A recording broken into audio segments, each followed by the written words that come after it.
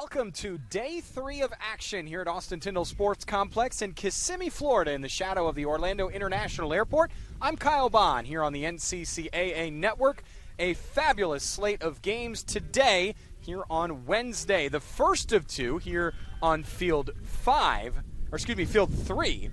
that are de facto quarterfinals, if you will. Pools A and C to be decided here on this field today. The first of which between Bethel and Bethesda, the 6 seed and the 1 seed doing battle for Pool A top spot. That top spot will earn a place in the Men's Division I NCCAA National Championship semifinals on Friday. So, the winner here will move on. The loser still has a chance to take the 4th semifinal position, which would come as the highest second-place finisher in all of the pools. But, obviously, that leaves it up to other results, and schools will definitely want to guarantee themselves a place in the semifinals. Bethel and Bethesda, let's get you the starting lineups. First for the 6th seed, Bethesda Flames. A bit of a switch from last time.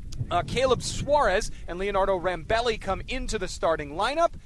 A formational change as well, switches from a 3 at the back system to a 4 at the back. It is now a more traditional 4-3-3. You'll see Vidor Luis Pereira, who pulled the strings as the number 10 yesterday in the big win over Dallas Christian. He was playing the number 10 role. Here he will be the lone striker up top, supported by Rambelli and Salviato on the wings. For the 1 seed Bethel Pilots, 3 hat tricks last time out in Game 1. 2 of them here in the starting lineup. Mateus Santiago and Jose Barquin are in the starting lineup. Both of them had hat tricks in the big win over Dallas Christian, the first game of pool play. So, that gets you set for today's action. Again, the winner here will move on to the semifinals. The loser still in contention, but a lot of it will depend on goal differential. So if things go chalk, for example, Bethesda, even if they lose here to the 1 seed Bethel, will still want to keep it close. Goal differential means a lot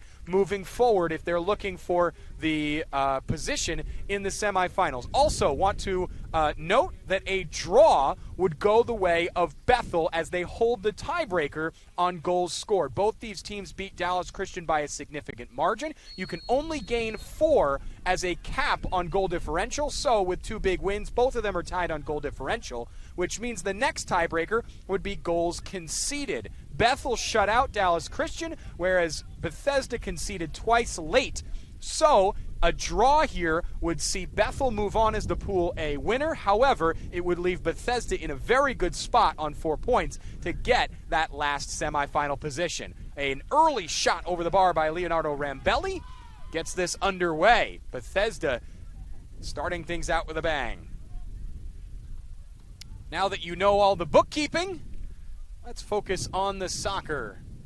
A pair of 4-3-3s battling it out here on the field, at least for now. We may see some formational changes along as these games continue, but both of them will rely on creative midfielders to lead the attack. Caleb Suarez is now playing the number 10 role for Bethesda as Vidor Luis Pereira moves up into the striker role. And for Bethel, Tim Nading in that number 10 role, who will support the lone striker Jose Barquin.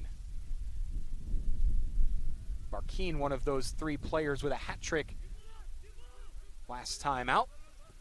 Also his winger Mateus Santiago with a hat trick as well. The last one on the day came from, hopefully we won't have to do this one too many times, Salifiaji Mugala with the hat trick as well. Pronunciation guides are a broadcaster's best friend. 2 minutes gone by, a spirited battle between these two teams early on. Deep throw off the head of Pereira and out of play.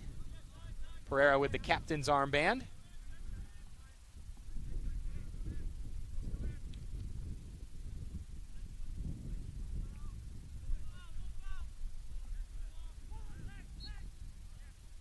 Foul to Bethel. Bethel in the blue with white lettering and white trim on the sleeves. Bethesda in the gray with the stark black numbers, black stripes down the side, and black shorts. Big fan of both these jerseys as the numbers are clear and easy to see. Again, a broadcaster's best friend. Stolen away by Caleb Suarez. Bethesda looks bright early on here, forcing Bethel to do a decent bit of defending. The wind has been exceptional this morning. We complained about the wind all day yesterday. It has been twice that today. We got what we deserved for complaining about it yesterday. We've had broken tents. We've had garbage cans rolling all over the place here at Austin-Tindall Sports Complex. Paperweights are a must. We put up a tent, had to take it down 5 minutes later because it was brand new and almost broke in less than 5 minutes. It has been vicious today, and we expect it to continue for most of the day. Hopefully the sun and the heat will calm things down on the wind, but not something that we're planning for, at least. So it is at the point where it actually may affect the game. Wind doesn't often have a massive effect on a game of soccer unless it's really, really excessive, and excessive would definitely be a word to describe the wind today. I don't have a numeric value for the gusts, but I can try and find one because it would be good to put it in perspective just to give you an idea what we've been battling here all morning, trying to set up the equipment, set up the fields. We dealt with wind all last year during the tournament here in Kissimmee, Florida as well, but it was nothing like this.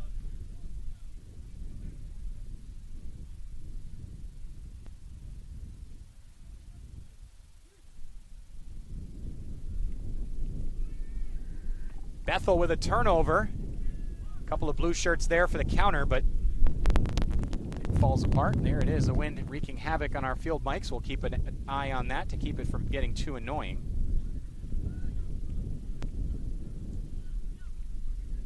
Online, the wind is listed at 18 miles an hour, but that's just the ambient wind. The gusts are certainly at least double that.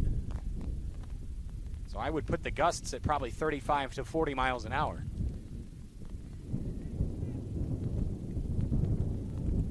Here comes Bethel. Up through the middle, there's Barkeen. He lays it off to the left. Tim Nading, who's out wide, delivers a ball into the middle, headed just wide. I believe that's going to be a corner. It is. Left back Lucas Konike is there to head it clear and avoid the danger. There was a player waiting there for Bethel to put it in the back of the net.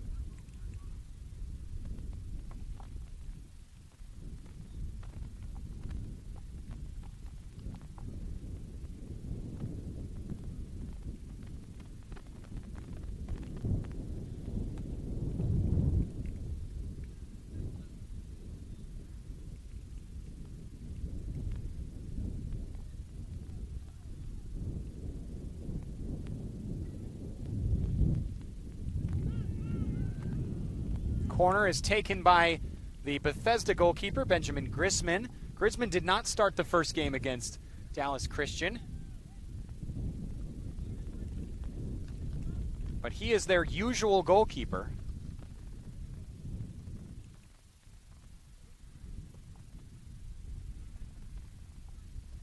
He came in for the last about 10 or 15 minutes just to get his sea legs under him so that he would be ready for this big game today.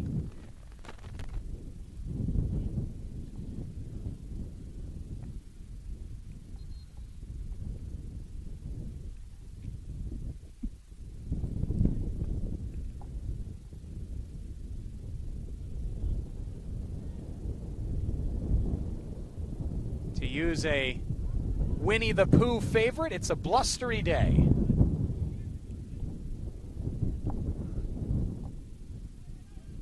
Bethel sends it forward. That's Jean Frasinetti on the right wing. He was the target. Herrera tries to keep it in. It's out to the Pilots.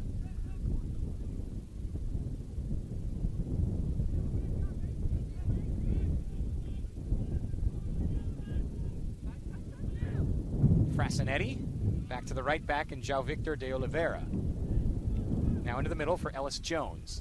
Jones to the left. That's Richard Ontiveros, one of the center backs. And they send it up the left. McCray Smith on the ball, the left back making a run forward. His pass is wayward, and he's going to have to track back. Bethesda with a 3-on-5 counterattack, and smartly, without numbers, it's pulled back by Felipe Campos.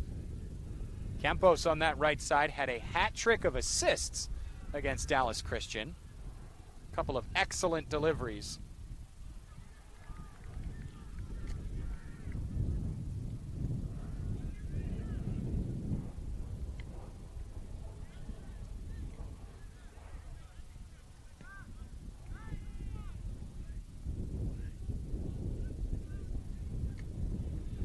Ball too far for Caleb Suarez making the run.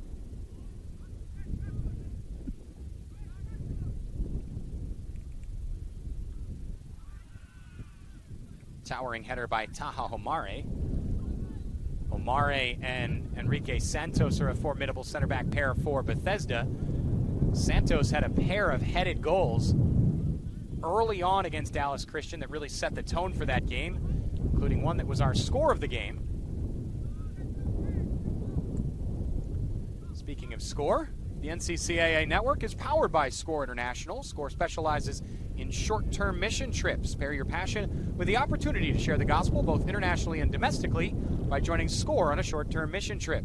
Visit scoreintl.org/NCCAA to find out more. A couple more gusts of wind.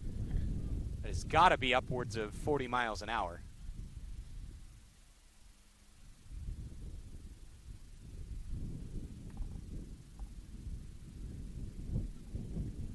Suarez. It's out to Bethesda. Again, if you're just joining us, the winner of this game will move on to the men's Division I semifinal. Here's Pereira. Pereira loses the ball, can't get it under his feet. Sent to the right now for Frasinetti. Frasinetti, left-footed boot, another switch of play. He's looking for Santiago up the left. Too far, collected by Grisman.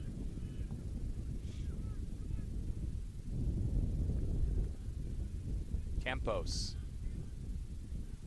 Santos lets it go back to Grisman.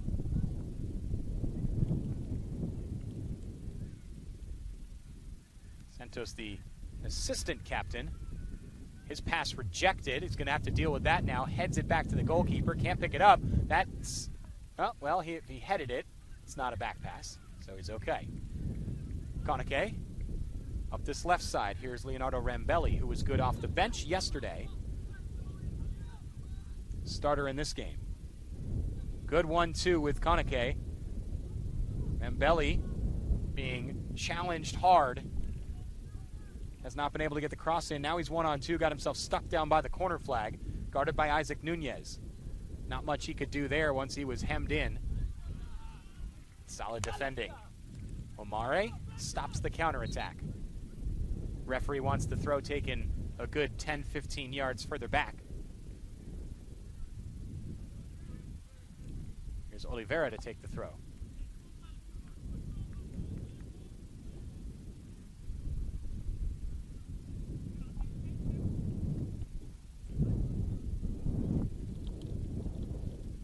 William Dos Santos in the number 4 sends it to his center back partner in Ontiveros.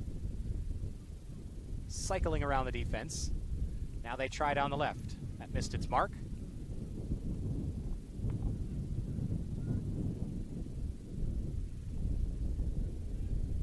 Two teams battling it out here in midfield. Neither one's been able to get a foothold on the game. A lot of passing lanes are closed down quickly. The through balls have not been terribly sharp just yet. The windows are very small at this level.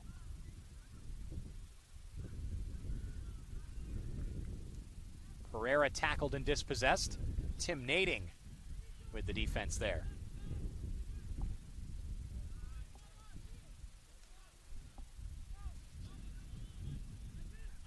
Into the middle, Nunez.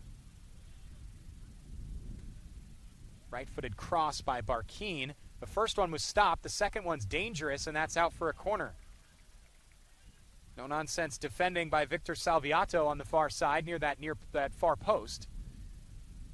There was no blue shirt looming, but with his back to the field and his face to goal, he did not know that and just made sure that the danger was dealt with. Nading to take the corner from the far side with his right foot. That would be a traditional in-swinger from that angle. Here it comes. It's a low line drive, does not get it past the first man. It will stay with Bethel.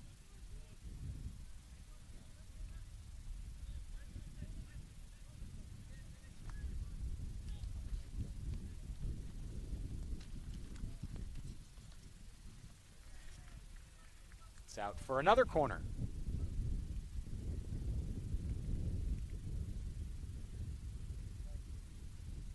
Bethel piling on the corner count here early on. They take it short. Left-footed cross way too deep. And out of play, Barkeen unable to get his left foot truly underneath that.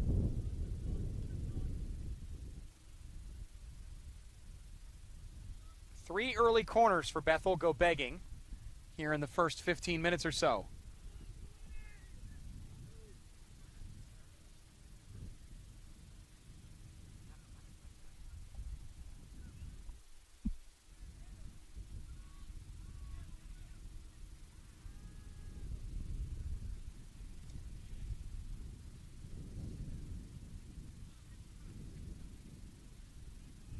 Bethel starting to get a foothold in this game now after Bethesda was bright for the first few minutes. They came out charging, but Bethel has taken control of the possession. Still not much to do with it, but it's early. 14 minutes gone by here in the 15th minute, closing in on a half hour to go here in the first half.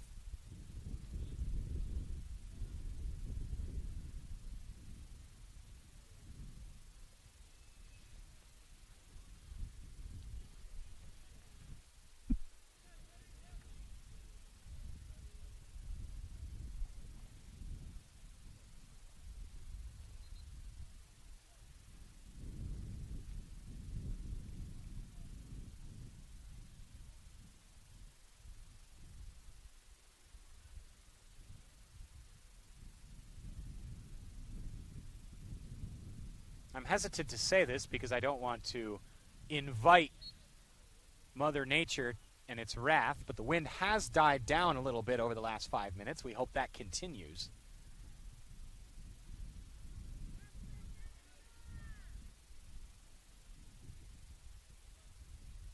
Not sure that's large enough of a sample size to get our hopes up yet. Free kick here just past midfield for Bethesda. They take it low and it's rejected. That's a waste. Stays in play and Santos has to slam it down the line. That also stays in play. And it's out for a Bethesda throw. Well shielded by Salviato on the far side.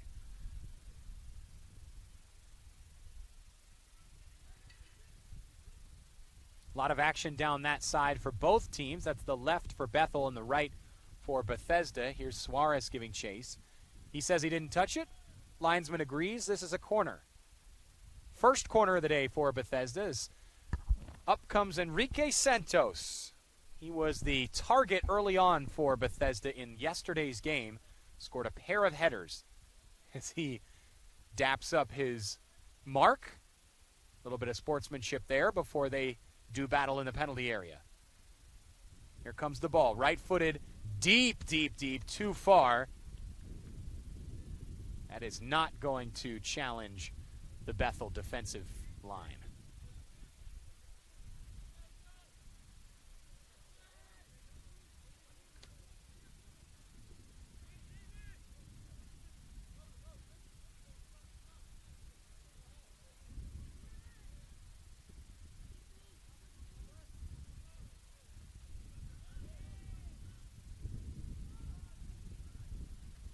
Bethel with a chance. Booted in the air by Barkeen.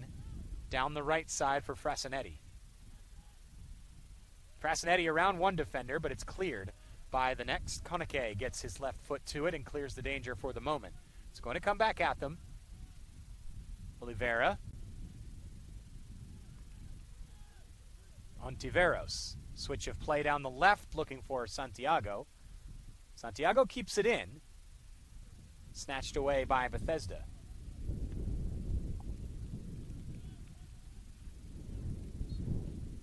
Ontiveros with a foul. That's in yellow card territory for stopping a counterattack, but it wasn't vicious enough of a counter to pull the card out yet, but the referee is giving him the last warning very early on. So 27 minutes, he's got half a yellow card, if you will. No more from Ontiveros, or else that caution will come out. Snatched away by Bethesda. Here's Suarez in a dangerous position. Skipping around one defender. Has to go to ground to get it to a teammate. And the shot by Paulo Jr. is weak. And right at the goalkeeper, Arnaud Fedi, whose first action of the day is to stop a low skittering shot.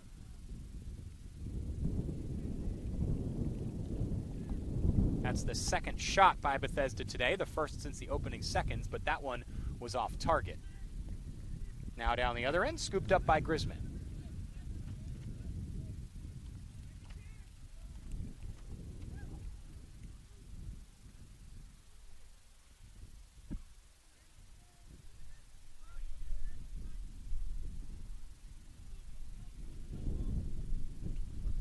Down the left, over the head of Junior.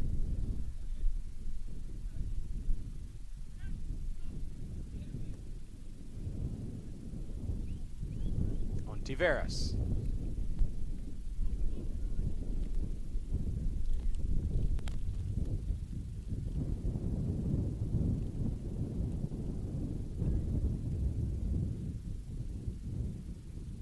Dangerous chance here for Bethel. Not cleared yet. Down goes a defender. That's Koneke. They're screaming for a penalty. Ref says no. Down goes another attacker, and this one is whistled. Penalty to Bethel.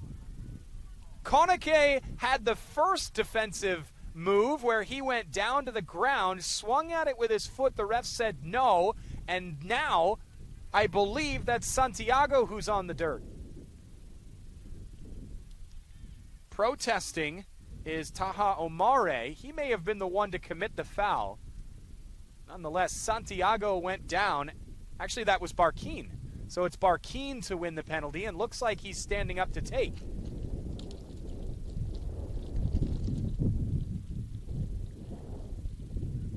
So here is Jose Barquin with the game's first true opportunity against Benjamin Griezmann.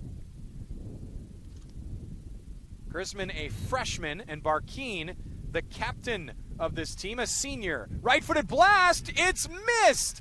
He couldn't put it on frame. Griezmann actually guessed right anyways. But a let-off for Bethesda as Barquin puts the penalty wide.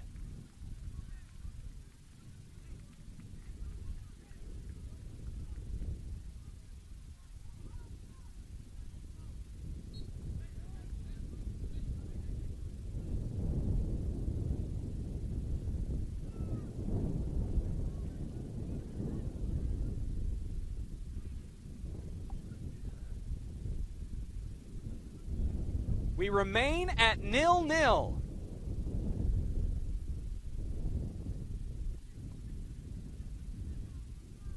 Would be curious to see how that would have turned out had it been on frame, because Griezmann had guessed correctly. If it was well placed, it probably would have got by him anyways, as he did not get down terribly early. But he was still there to potentially make the save had it been on target. And yet, not tested as Barquin put it wide.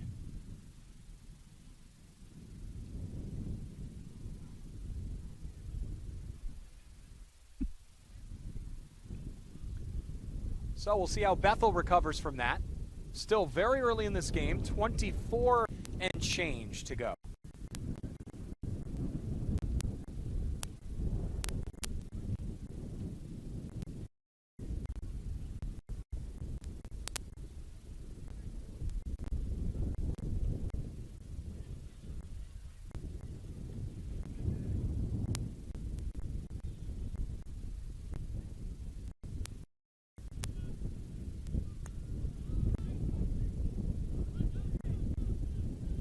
Bethesda with some space on this near side. Paulo Jr. forced back. And Rambelli had his Achilles stepped on. Looks like his shoe actually popped out at the moment. We'll see if the referee comes over and has any more than words for Gian Frasinetti. That is Italian on Italian crime. Rambelli looks to be in a decent bit of pain. Ref's going to stop the clock and bring out the trainer. Or actually, he's going to hold the trainer for now.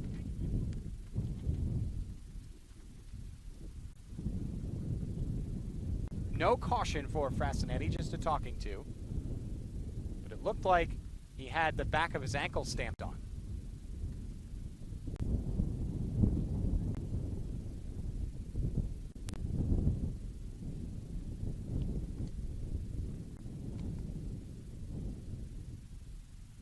Well, I said Italian on Italian. I was incorrect. Rambelli is actually Brazilian. Frasinetti from Forlì, Italy. Could have sworn I saw that yesterday. Clearly incorrect.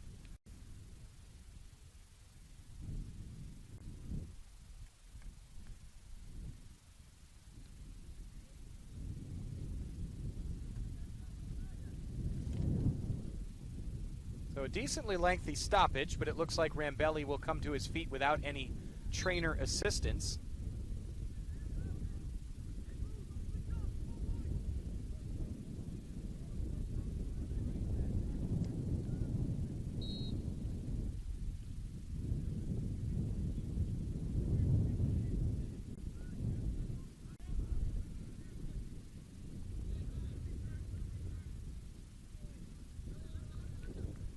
The wind has died down from the enormous gusts we saw earlier, but it is still continuing to whip ambiently.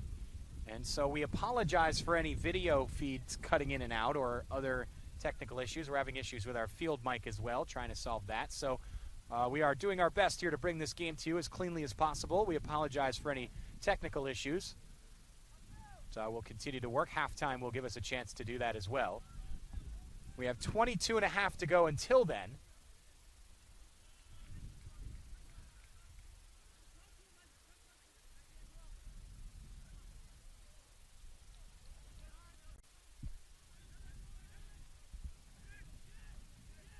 Oliveira back and forth with Nunez. Now Nunez sends it way across. That's an excellent pass to Santiago, but Santiago couldn't settle it.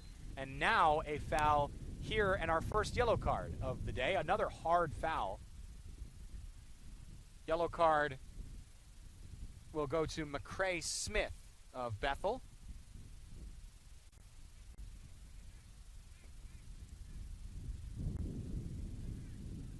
I believe that's Campos who is down on the far side.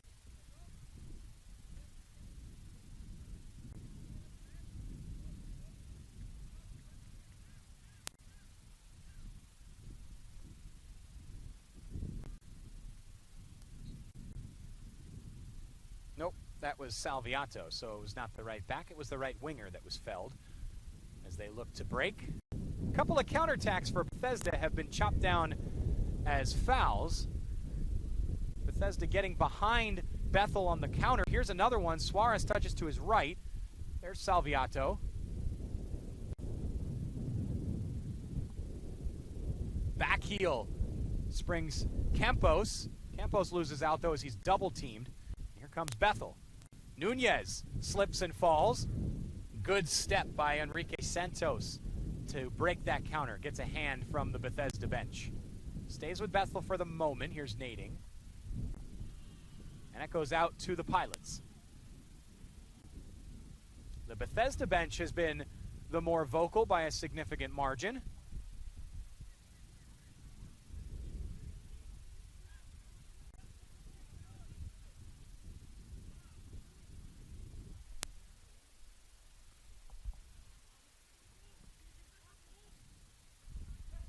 Headed forward by Junior, taken by Oliveira.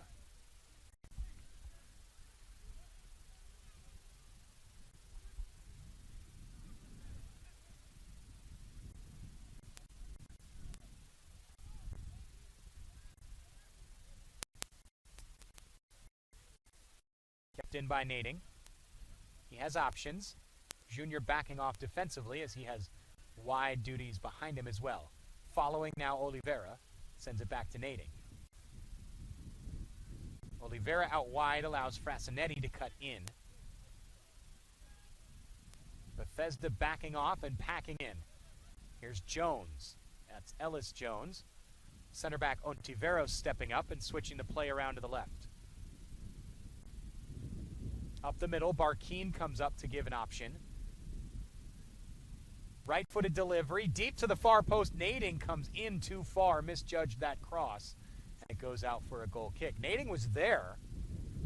It was a bit deep of a cross and didn't really allow Nading to have a headed chance, but Nading came up a little too far in, and that ball sailed over his head.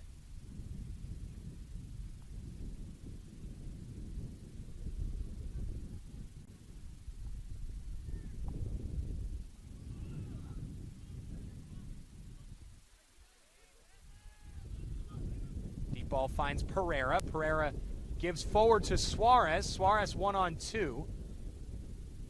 Not only is it 1-on-2, but size-wise, it looked about 1-on-3. Long ball the other way. Koneke physically holding off Nading. And it's put out by Grisman. Safety first. 19 minutes to go.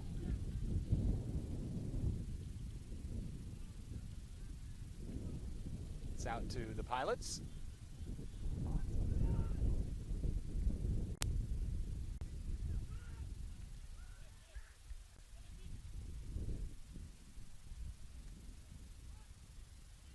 Hard tackle by Nunez. It's quality. Keeps possession for the moment. That's Marcos Nunez, a more defensive type midfielder with a little bit more box-to-box duties today in the new formation. Switch of play over the head of Rambelli.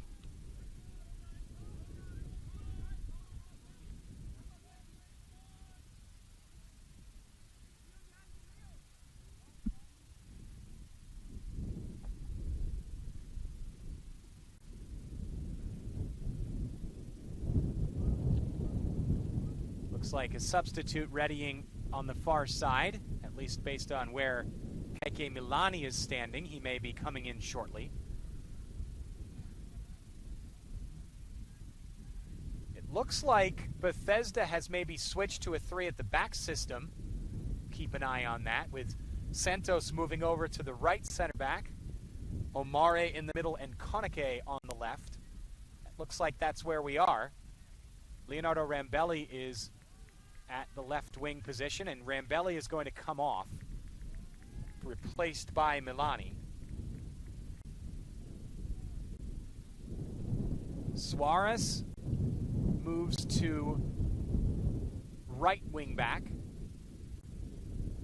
Junior moves to left wing back.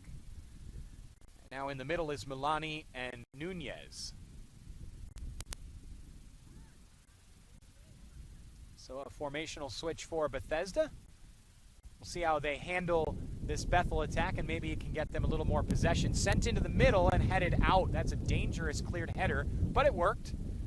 Omare sends it wide and out for a corner. Corner number 4 for Bethel.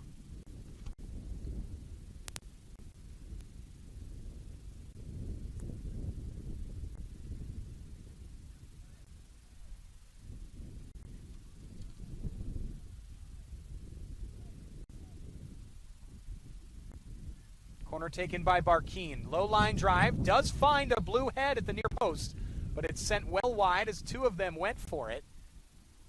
And that's out for a goal kick. Looks like Santiago was there. And I believe Macrae Smith there to meet that as well.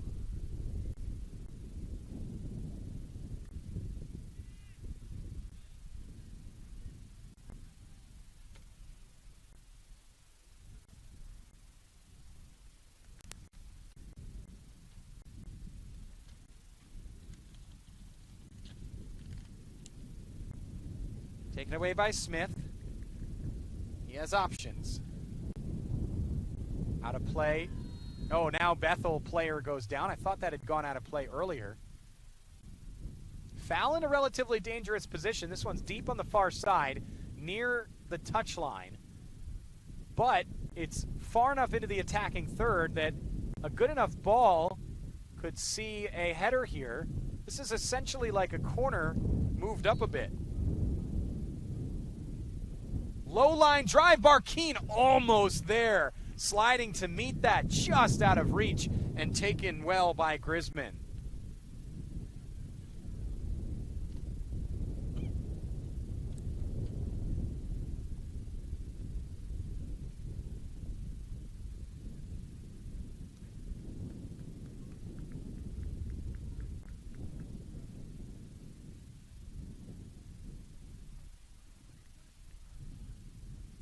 Goal kick coming. Grisman going to take his time with under 15 minutes to go here in the first half. Still no breakthrough. A very high-quality matchup between these two teams. Possessionally, you can tell that Bethel is the higher-seeded team and the one expected to take this group. But Bethesda has played quite well. They've defended expertly. Bethel has missed a penalty in this game. Jose Barkeen put it wide. Other than that, no clear-cut chances for either side in this game. Back heel, nobody there. That will go through to Grisman.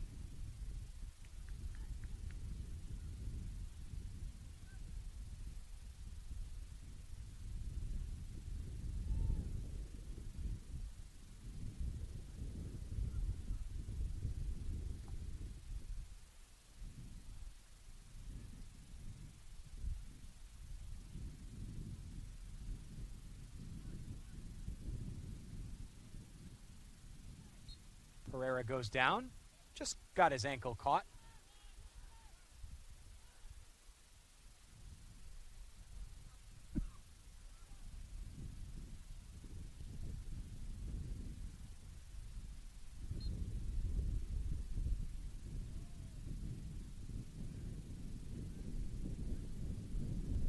Nunez, potential handball there. Ref let it go. Hard to see from all the way over here. That was a physical bit of play, but referee plays advantage. As a Bethel player down, this is a counterattack opportunity. Good advantage played by the referee. We may see a card here. We will. As Enrique Santos is booked for a body check near the stats table on the far side. Hopefully Mateus Santiago is okay. He's up and sitting. Just a bit of a wild aerial challenge there. I think Santos, the ball got away from him. Did not look like there was a ton of intent in that, but a yellow card out for a hard challenge.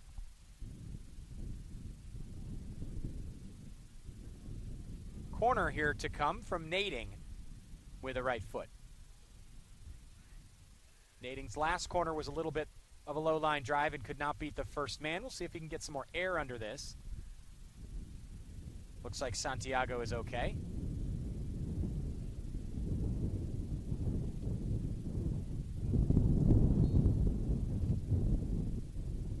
That's a good corner from Nading. Santos headed it away. It just went over the head of Oliveira. And now Pereira trying to keep possession for Bethesda. Every pass, every touch has been hard work for the Flames.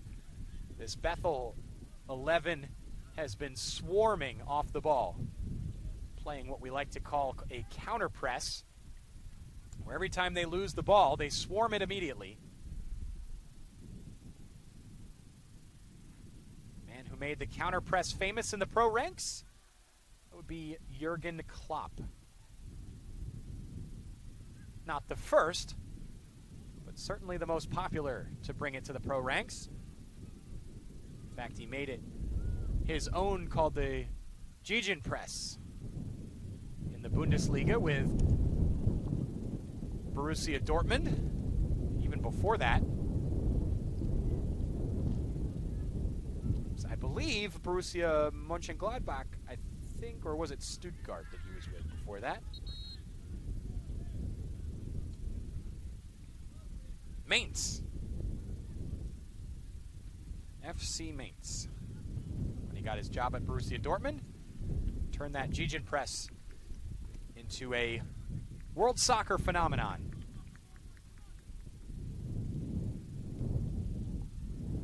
Obviously has implications,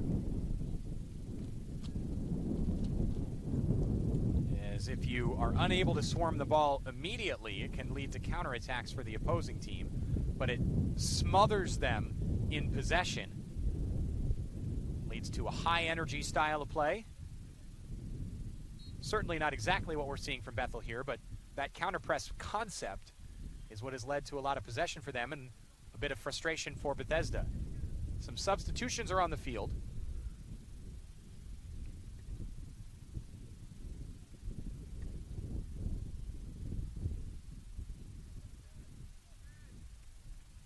Leandro Goncalves is in the game for Bethesda. It's going to be Lourenco Goncalves.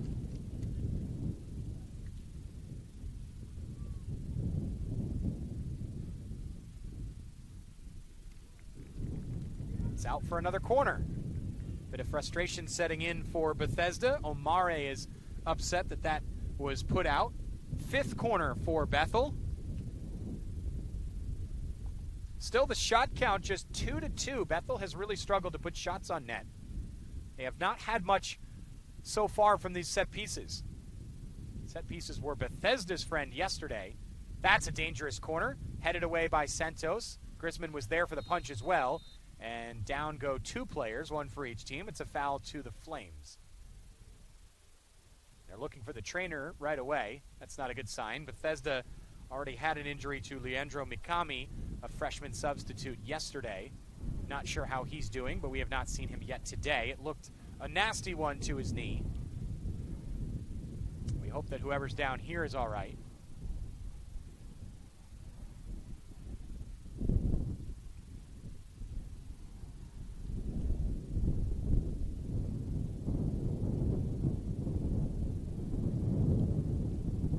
Wind continues to whip. Kaike Milani is onto the field as well. We saw him readying earlier.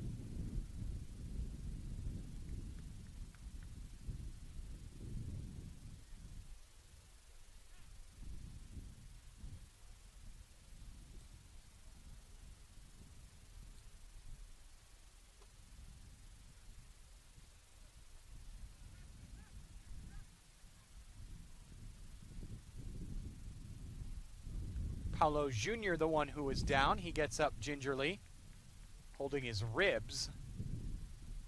Always a dangerous one when a player struggles to breathe or has issues there, pain in the chest. Good to see he's up and all right.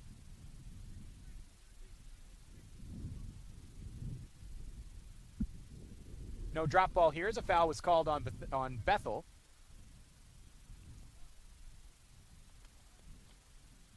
Bethel substitute into the game. Salifiaji Mugala.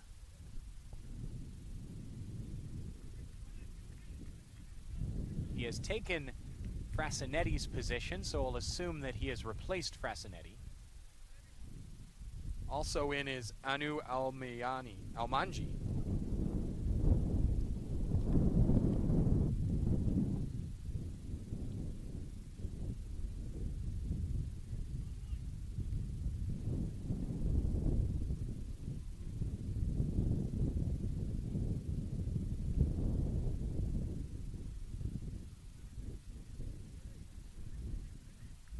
Still waiting to get underway. Looks like Paulo Jr. is okay to come back on, but he'll have to wait for the referee's okay, as he was tended to by the trainer.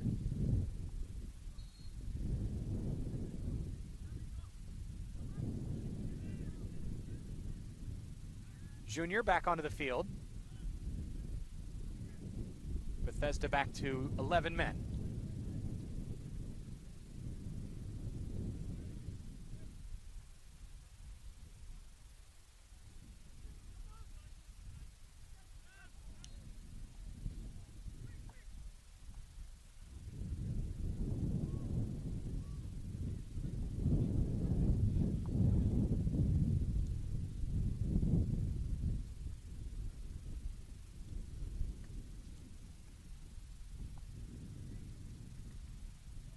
Thrown on the far side to Bethel, who continues to pour the pressure on. Bethesda's had hardly a touch in the attacking half so far today, at least outside the first few minutes. 8 and change to go before halftime. Scuffed pass by Alamanji. Now deep. There's Mugala. Mugala had a hat trick in the first game against Dallas Christian. There's a decent effort. First one in a while for Bethel. Isaac Nunez puts it right at Grisman, who handles it with care.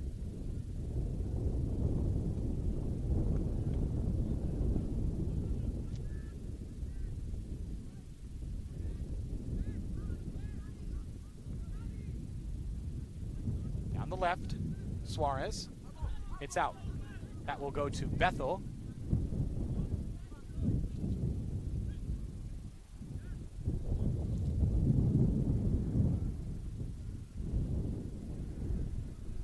Milani.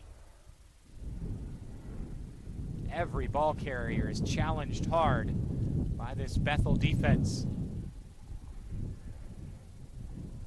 Milani closed down by 2 blue shirts. That forces Salviato to come back and try and handle this. It's pushing Bethesda deeper and deeper even when they do maintain possession. Here's a foul. We'll see how they deal with this one. They could play it short and try to continue to build forward, or just punt it deep and hope for the best. Looks like the punt is the option for now. Milani is the choice short, but Santos is going to blast this up in the air. Pereira is the target. He heads it back for Junior.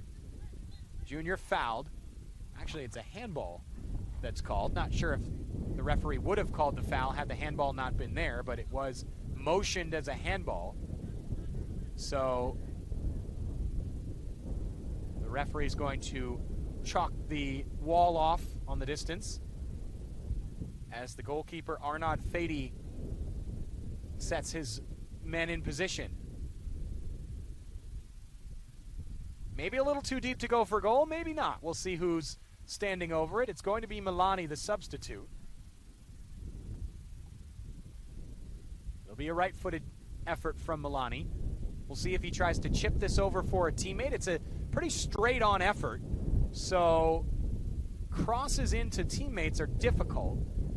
He's going to chip it to the far side, a little too wide, and that's easy to deal with for Bethel. Nunez trying to keep possession for Bethesda. He gets beaten to it, and now it's off of, that is Campos who put it out. Another substitute for Bethel.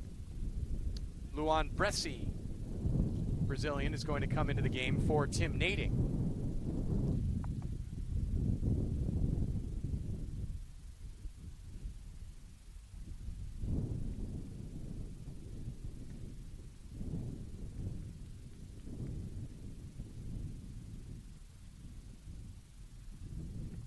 Bethel with it in the attacking third, but no numbers, and it's given away.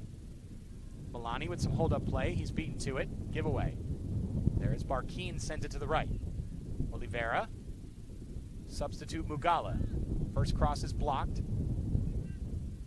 Oliveira passes up the cross. Now he sends a low-line drive in. That's not going to do it. Nobody there at the near post. His closest target is the substitute Bresci.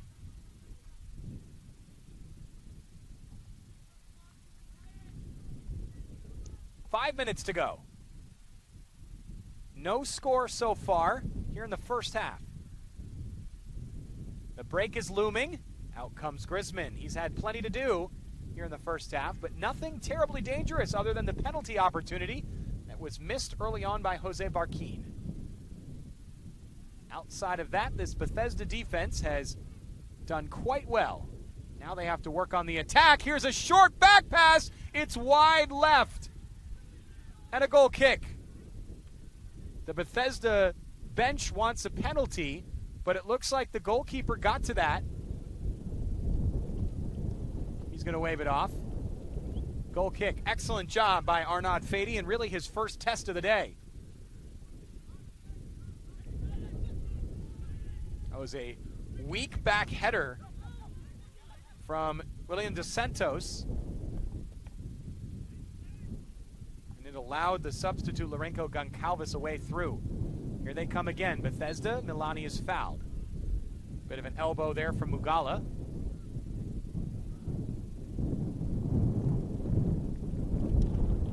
Wind begins to really pick up again here in Kissimmee, Florida.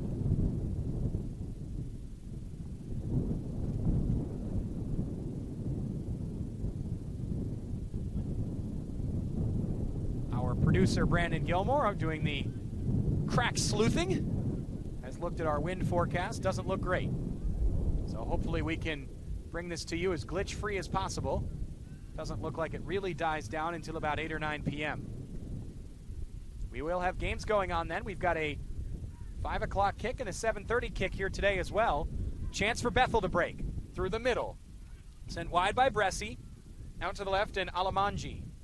Alamanji, there's Barkeen. He backheeled it, was hoping for the run of Bresci. Bresci was standing still at the top of the box. Suarez is fouled. That is definitely one that was missed by the referees. Cross in, blocked. Mugala. We had the advantage of being in a better position than either of the referees just based on game flow, but that was certainly a foul. No harm, though, as Bethesda's able to defend it well for now. Mugala loops it out wide to the left end for a goal kick.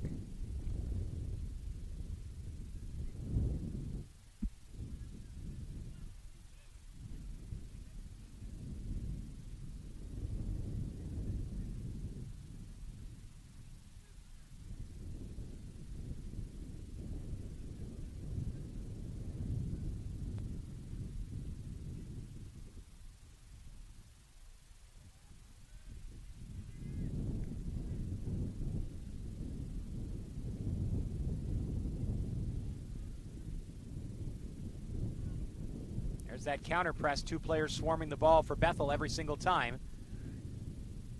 And they win it back on the far side. Stepping forward is Smith. Smith sends it up the line. Here's Alamanji. Alamanji. Mugala is offside. The flag goes up.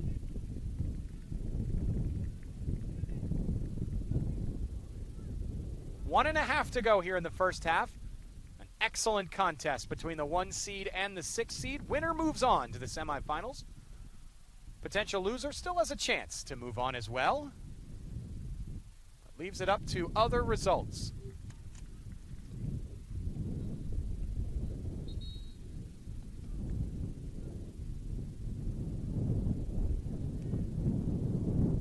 Right-footed whack, missed by 2 gray shirts. Sent forward by Paolo Jr., who has some ups. Jr. fouled here. No, they say they got the ball. That one, the referee had a lot better look than we do. And here, down goes Bresci.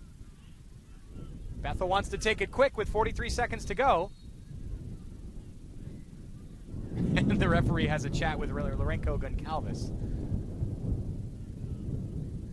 who was trying to stop that quick free kick to be taken. 30 seconds to go. Everyone forward for Bethel. Just before halftime, here's the boot. There's a chance, the header off the crossbar. Follow-up is out. Oh, what a moment for Bethel. Big chance for William Dos Santos, who got up at the near post and just put it off the corner of the bar. Cleared away with 5 seconds to go. That should do it here for the first half. Couple of moments for Bethel, unable to capitalize just yet. But they are on the doorstep. One early, penalty missed by Jose Barkeen, one late. A header off the crossbar from William Dos Santos on the last-minute free kick. So, a scoreless first half, an excellent battle. 1 seed Bethel, 6 seed Bethesda. Winner moves on. 45 minutes down, 45 to go. As we give you our Score International halftime stats on the other side of this break, and then the final 45 minutes between this high-powered contest here on the NCCAA network. 1 week mission trip changed my life, and I think it could change yours too. For the past 35 years, SCORE International has been mobilizing others to go and make disciples of all nations. SCORE specializes in short-term mission trips that partner with a long-term sustainable ministry. We organize and lead trips that allow you to use your gifts and abilities for kingdom work. Contact us today to impact a life.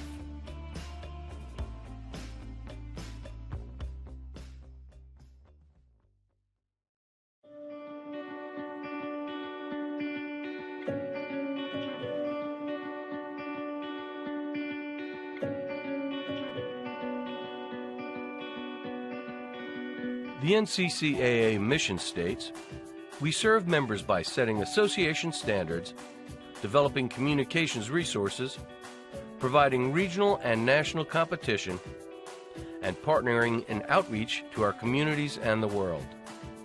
Bylaws, eligibility, statistics, and championships are all part of being an athletic association. Our services help propel intercollegiate athletics on and off campus. We intentionally place our student athletes and coaches in Christian service projects during championship events to answer the question, what would Christ do in these communities?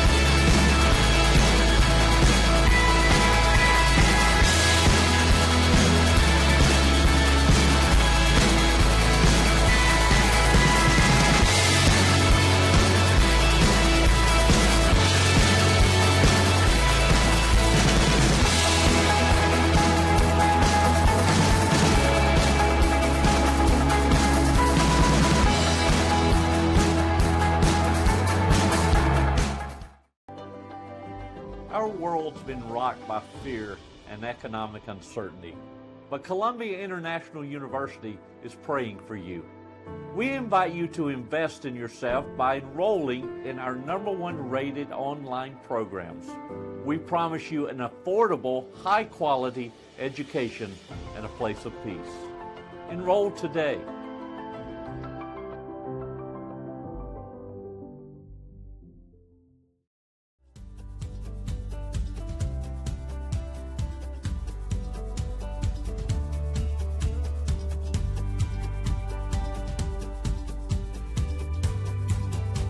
The NCCAA mission states, "We are committed to equipping student athletes and coaches to make a positive impact for Christ."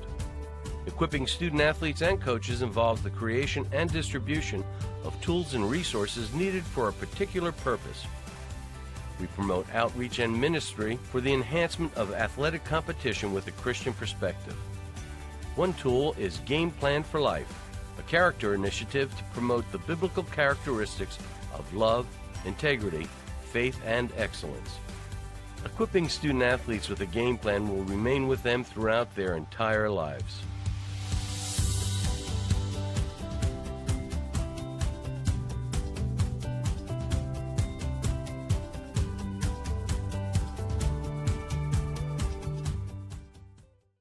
Campbellsville helped me to get a job, get my master's, to prepare myself for the world. It offers students a tremendous amount of opportunity to get real-world experience. We see Christian students, non-Christian students. We see people from every walk of life. It's such a good place to be. It kind of reminds me of home. Your teachers actually look out for you here. You feel invited as soon as you walk in. You're not going to find any better place to help students achieve what they want.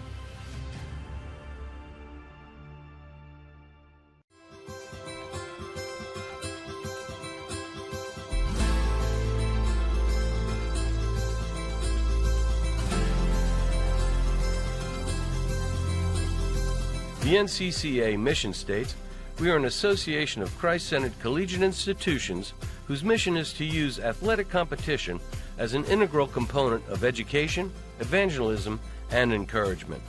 The impact of the NCCAA has been felt for 50 years throughout the country and around the world. Encouraging mission trips is at the heart of this impact. We know short-term missions impacts everyone involved and changes the trajectory of lives. Sometimes it can affect the missionary as much or more than those being served. Our Sports Ministry Fund has supported more than 5,000 individuals via domestic and international missions. We exist not only to crown national champions, but to share the love of Christ wherever it is needed.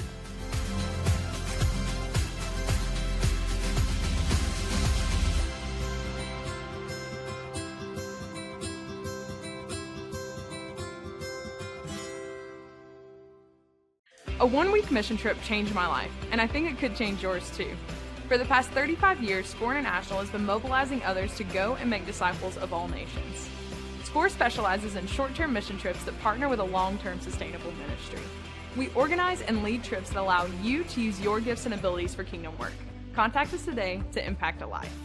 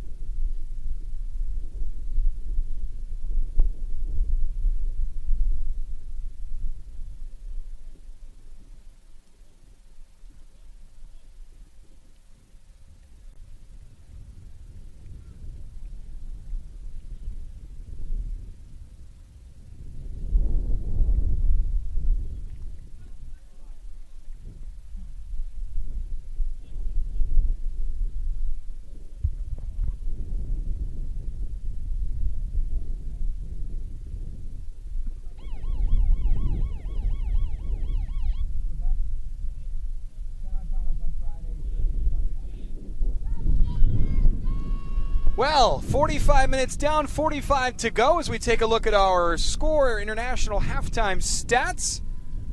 No goals between these two teams. There was a penalty missed by Bethel and one header off the crossbar. Those are really the only major chances. And that's reflected in the shot count. 5-3, not a lot for either team in front of goal. It has been a very well thought out, well organized, and well defended game from both sides. The corner count is what is really stands out. Bethel with 5 and Bethesda with 1. That tells the best tale of the possessional difference between these two teams. 4 saves by Bethesda's goalkeeper Ben Grisman, and just 1 for Arnaud Fady.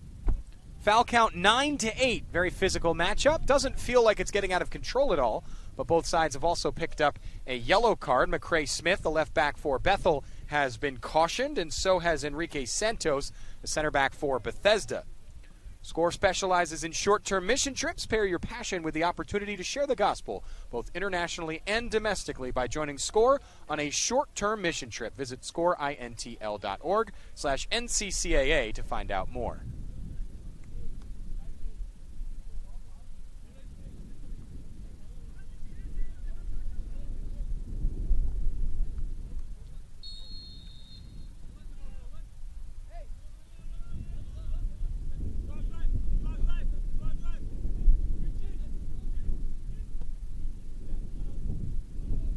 Back underway for the second half.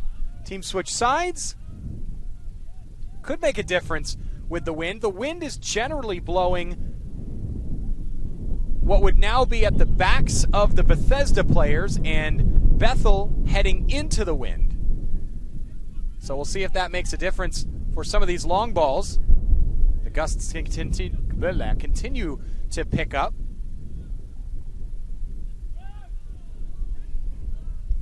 Interesting moment there as Santos was just on the ground, planted himself there almost like a running back trying to block a charging defensive lineman and just cut blocking him.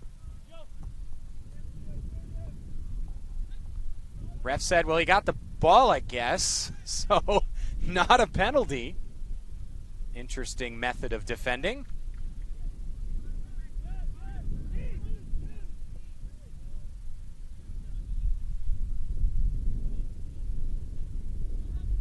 Wonderful little step there, but the ball just goes out of play. João Oliveira.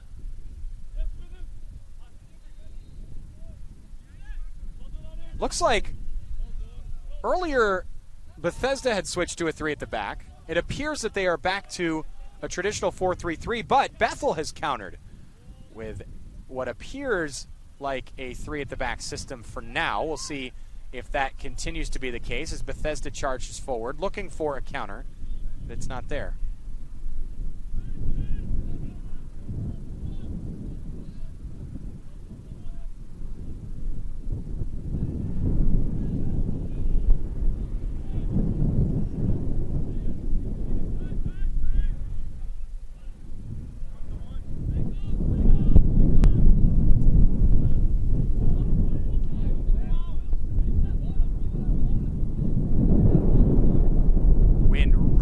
Picks up now. Massive gust here with 42.5 to go in this game. It's right in Bethel's face. They'll want to keep the ball on the ground.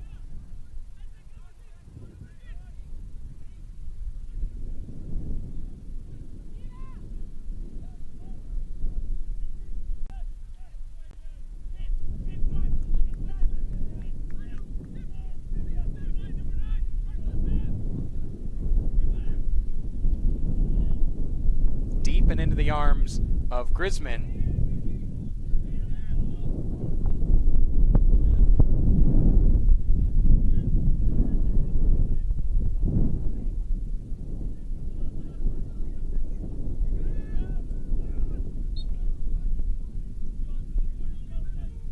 Foul on Milani. Bethel thought about taking that quickly. This is a good set-piece opportunity that you would think they would want to ready a little bit more. Now they do. Coming forward is Ellis Jones. Jones standing over this. He's got options to his left. He's got options square and nading. And he has one up front. Nading looks like he's moved back into a center back role in what looks like a 3 at the back system. We'll have to see how they expand from this. That is a wonderful ball, just a bit deep. That's how you want to hit it into the wind. A laser beam that carries, but just carried a bit too far into the hands of Grisman. That's what you want on those set pieces from deep, especially with this wind, but just a little too much on it.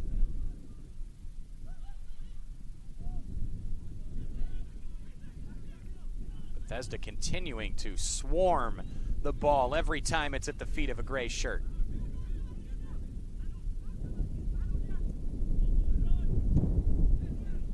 Nunez fighting for it and gets it. Campos.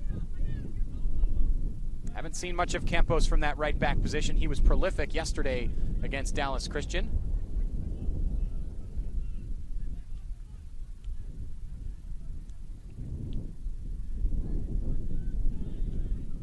Referee says no. 50-50 coming together. He's let a lot go here early in the second half. There's a push. Nunez extends the arm.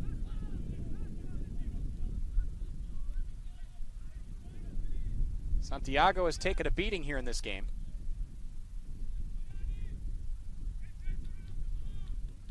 First 5 minutes of this second half have come and gone.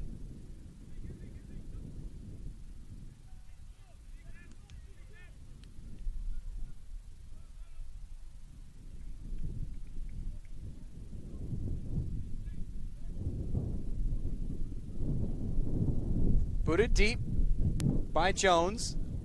That one sort of drifted away to the far post. Wind may have affected that as well. It stays with Oliveira, who has switched from right back to left back. Smith has switched as well. Actually, McCrae Smith, I believe, is off. Looks like that may be Ontiveros now at right back. It's all a bit fluid here for Bethel right now, position-wise. Difficult to really get a beat on. Nading has come back into a more defensive position for sure. What exactly he's playing is unclear, as he seems to be switching with Dos Santos. Looks like it's Dos Santos and Ellis Jones at center back right now. That has sent Ontiveros to the right. It's up for Alamanji.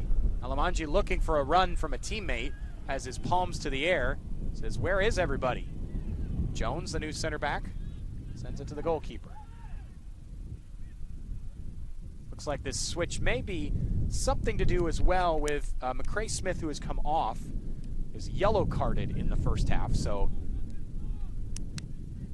Bethel may want to keep him off the field for a little while. We saw Pensacola Christian yesterday in the Division II setup pull a red card, and that set them back significantly against Moody Bible.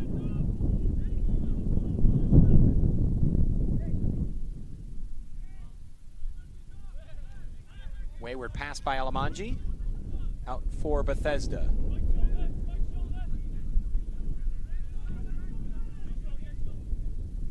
Campos to take this throw over the head of Goncalves.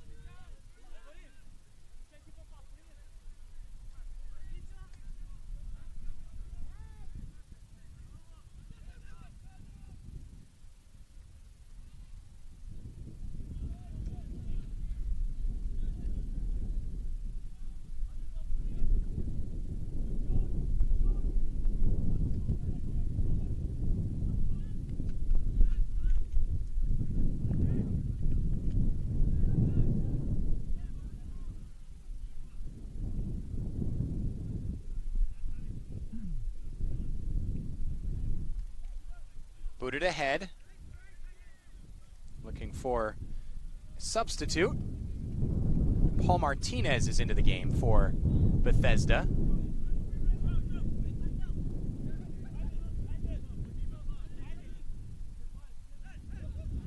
I would love to write that substitution down on my page, but it looks like the pencil I had has been a casualty of the wind.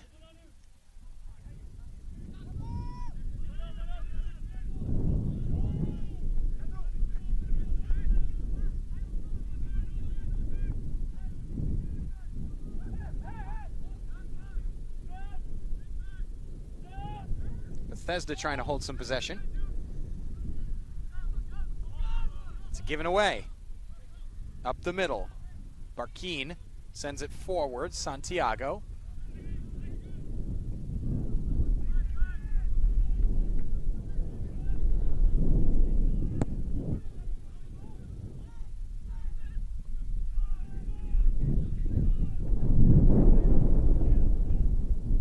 Wind continues to gust here in Kissimmee, Florida. Players are dealing with it quite well. Us here at the broadcast table, not so much. Up the middle. Chance for Bethel. Alamanji! There's the opening goal! The right foot of Aun Alamanji puts Bethel in front. An excellent feed from Mateus Santiago. And Bethel takes control on the scoreboard. Anu Alamanji. An excellently placed right-footed shot from somewhat of an awkward angle. With the left foot, he would have gone far post, but he had to switch his body and open his hips to put that right-footed shot on frame.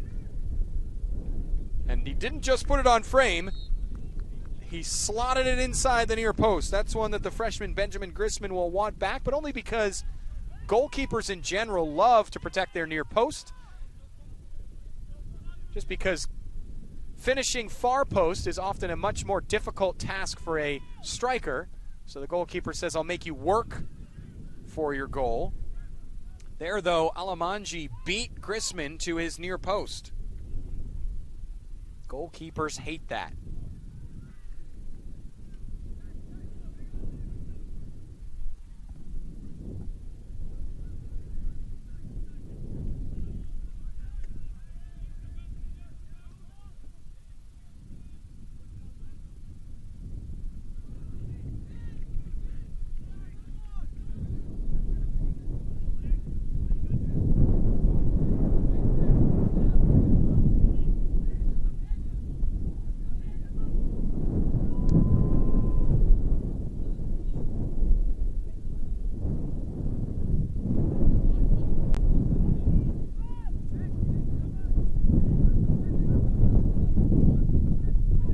Bethesda now has to open up to try and tie this game. They've got plenty of time to do so, 34 and change. But with a possessional disadvantage, we'll see them come out of their shell, and that could open things up for Bethel as well.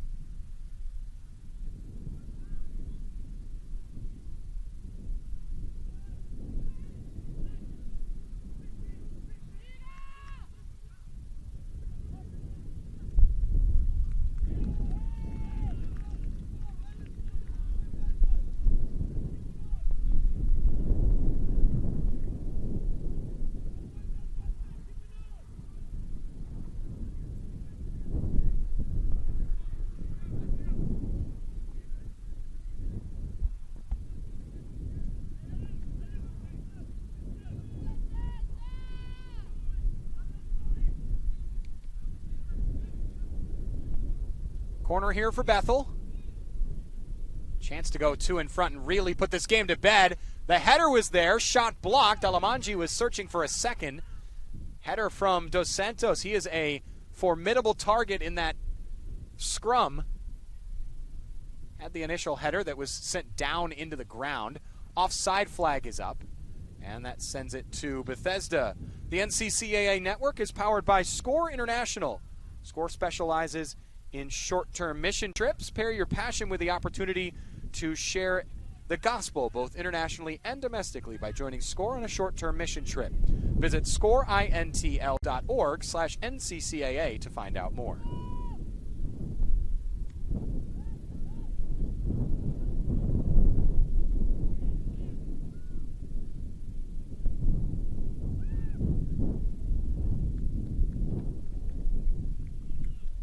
Bethesda now with a corner. This is the second corner of the game for Bethesda compared to 6 for Bethel. Chance to get them back in the game. A draw would send Bethel through. So they are in good position here. That's not the corner that Bethesda was looking for, and now a goal kick.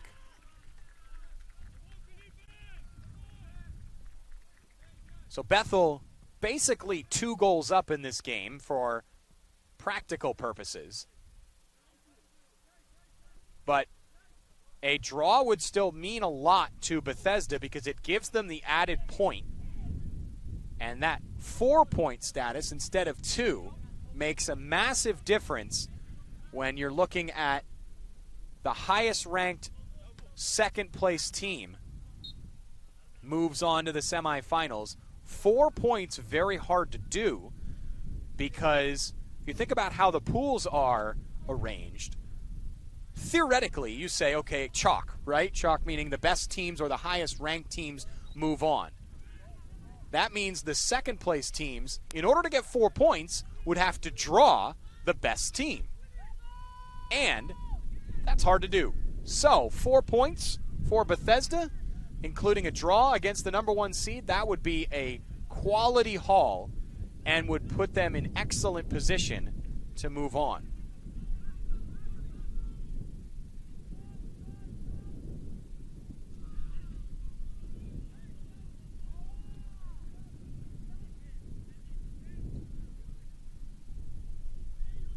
So Bethesda would really, really like a goal here in this game. I'm sure Bethel would like to put it to bed as well.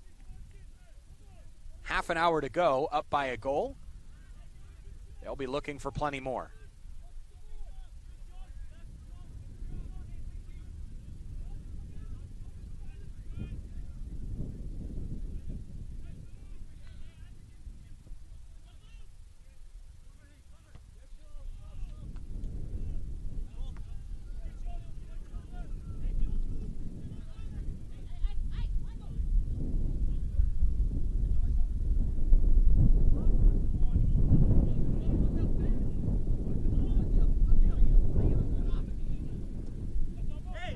Almost a nice turn there by Campos. The throw goes to Bethel.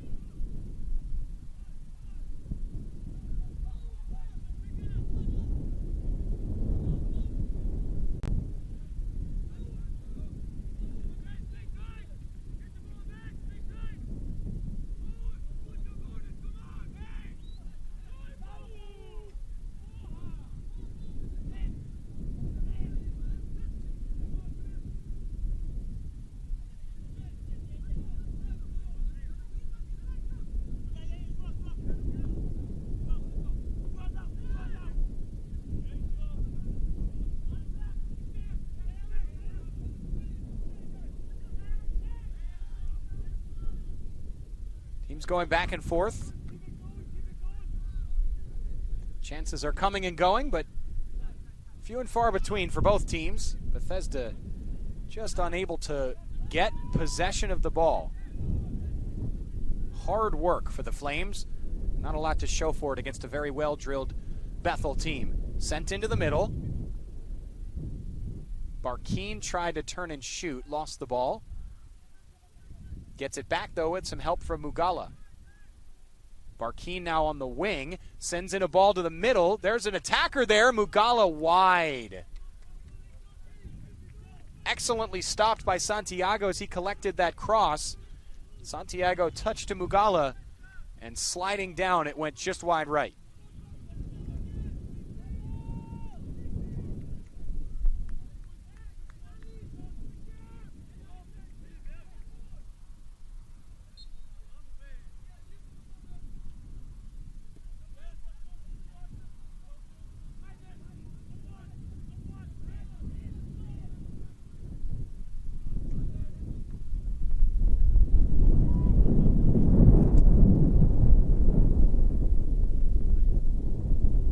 Wind is even managing to slide my laptop across the table. Santiago steps around a challenge and then has it snatched away by Campos, who goes down. Referee blows for a free kick.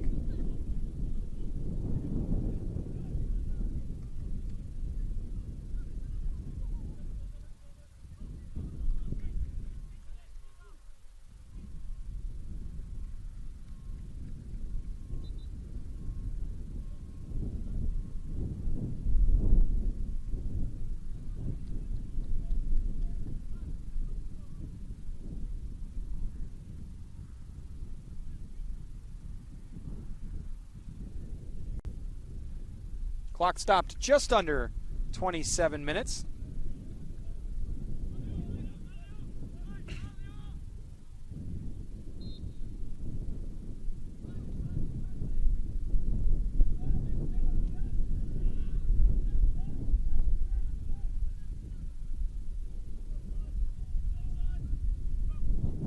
Campos tried to flick his header on. Wasn't there. Mario Silva is onto the field for Bethesda.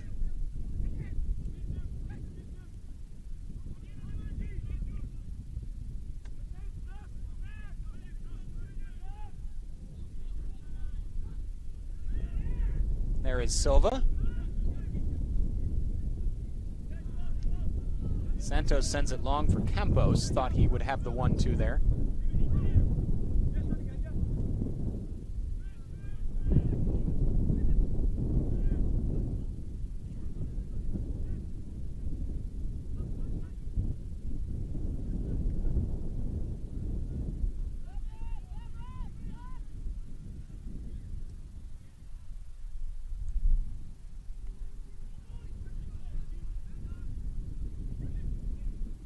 Campos snatched off his feet.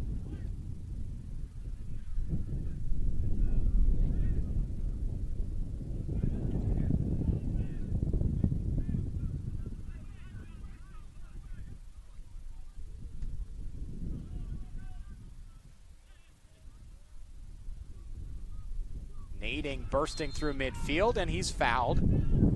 Goncalves, the one who committed that. Nunez not happy. He's been a feisty presence there in midfield both days.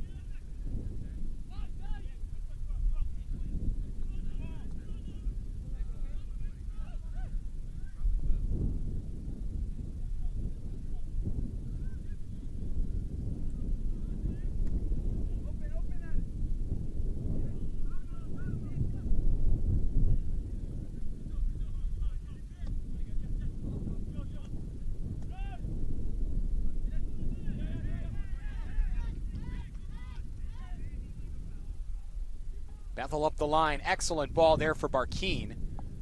Barkeen left-footed delivery. Stopped off. Giving chase was Alamanji.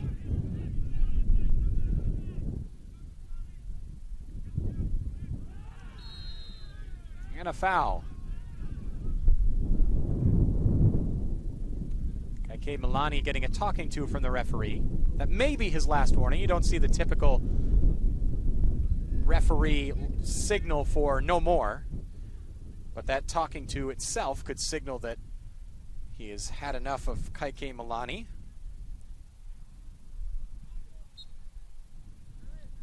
Foul count rising 22 between these two teams, relatively evenly distributed.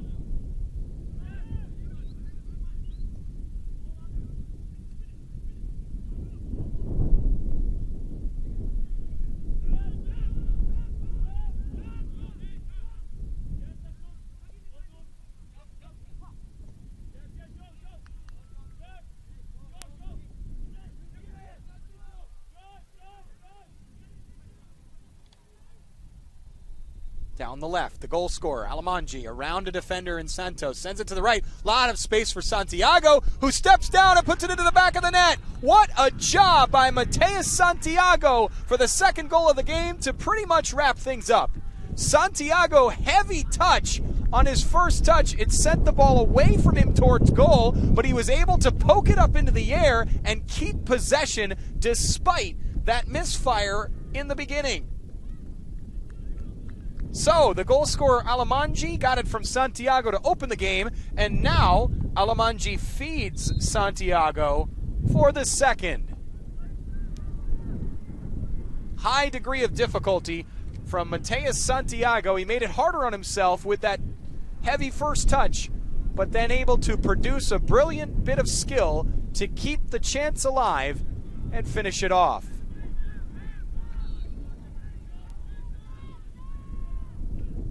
Bit of ingenuity from Mateus Santiago, and Bethel leads 2-0. Santiago, a junior from Brazil. Transfer from Warner University. And there's the third goal.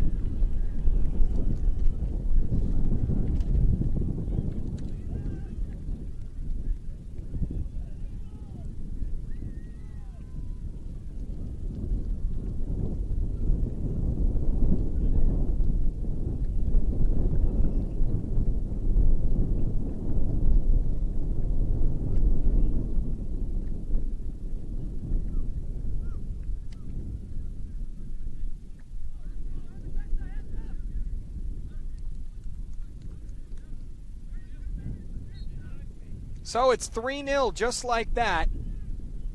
This game is put to bed. Jose Barquin with the third goal. Mugala picks up the assist.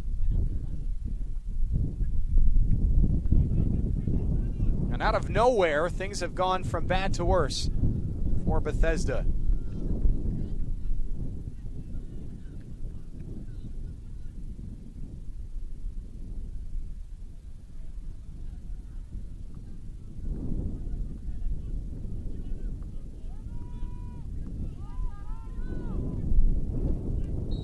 Foul here. Chance for Bethesda on set pieces where they were so good against Dallas Christian.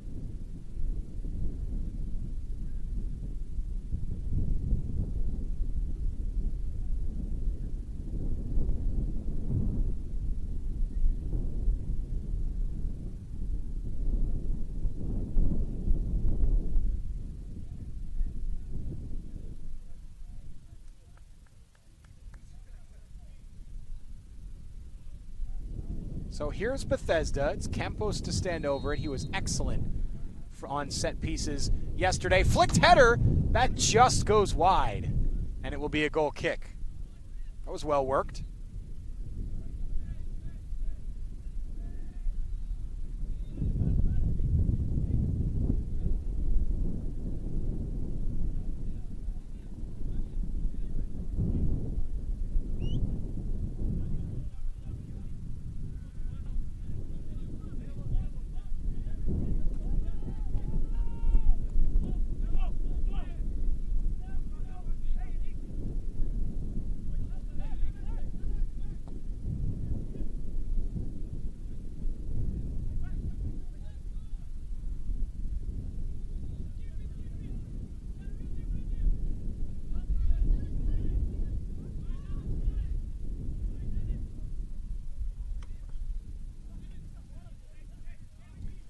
Three 3-0 scoreline in favor of the number 1 seed.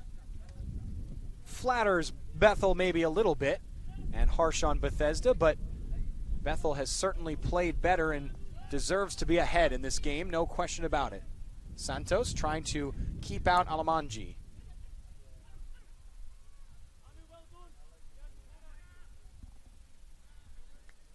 That's out, will be a goal kick. Central Christian College of the Bible is now offering the Master of Arts in Ministry Leadership at its Missouri and Kentucky campuses. This very affordable and distinctive program combines online career coaching and an on-campus course. to enhance personal leadership skills and lead congregations towards health. Now's the time to advance your ministry. Find more at cccb.edu.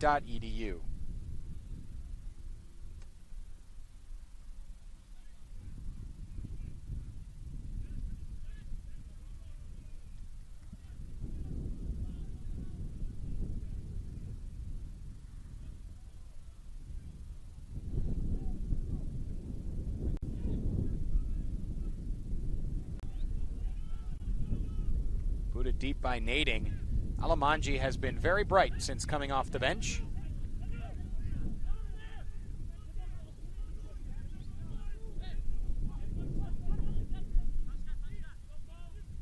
A goal and an assist for the left winger. Campos, two defenders, flicks it over nicely for Silva, who keeps it in. Nice move by Bethesda. Centrally was not the option. He had a streaking runner in Goncalves to his right.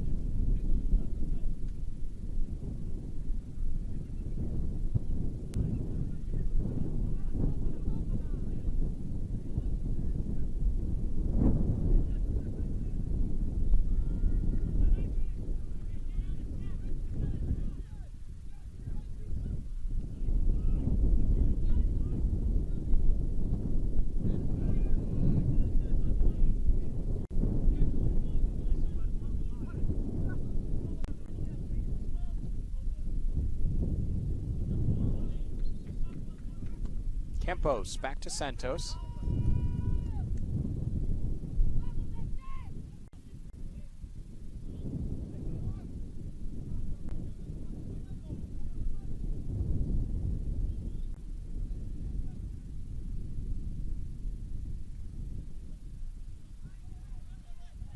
Booted away. Bethel seems to be backing off just slightly with this 3-0 lead.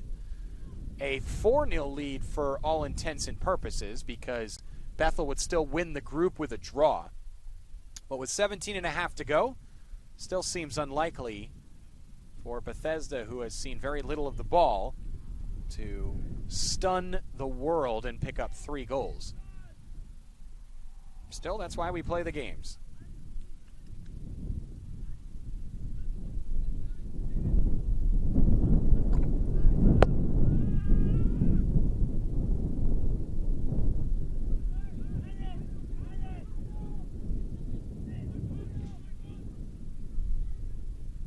Nading, up the right, Mugala.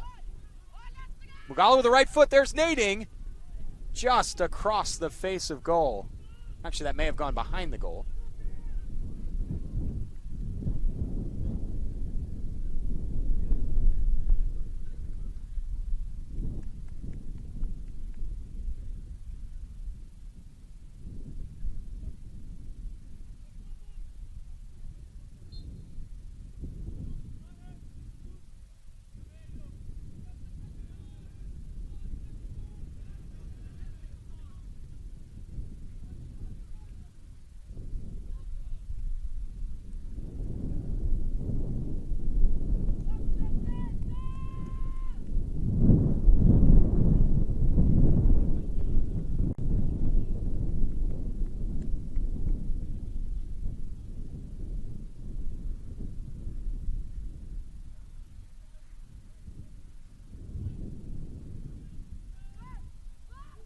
Forward for Bethesda, but it's 1-on-3, and those numbers just have not worked in the Flames' favor all day.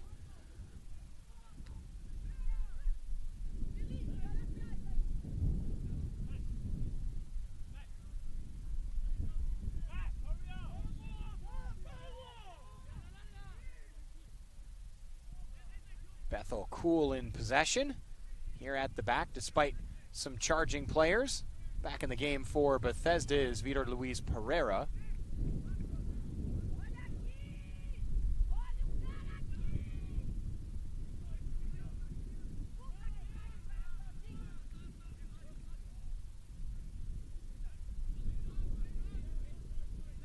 Nice turn by Campos. Got it away from 2 players, but the third blue shirt able to snatch it away. Ellis Jones here has the ball. Campos tried to keep it in play. And we've been tagged here on the table. The equipment is safe.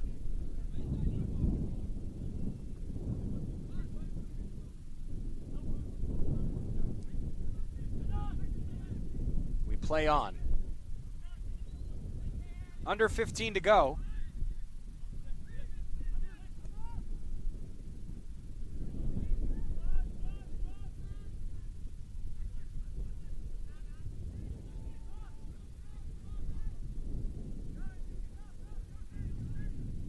Alamanji, a goal and an assist for him, a goal and an assist for Mateus Santiago.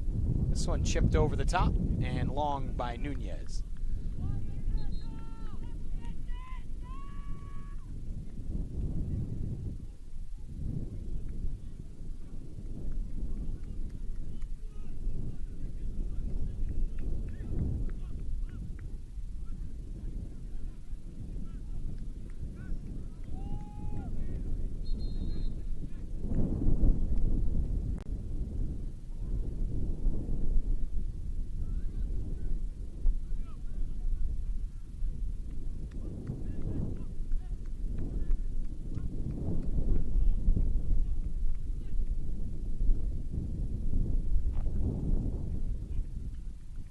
Well, a 3-goal second half for Bethel has seen them move firmly in command of this game. Santiago, Alamanji, and Barkin with the goals. The first one by Alamanji with his right foot at the near post. Snuck it in past the goalkeeper Grisman. That opened things up. And then 2 in succession. The second one, a fabulous goal by Mateus Santiago. And the third, quickly off the jump from the kickoff, was Jose Barkin.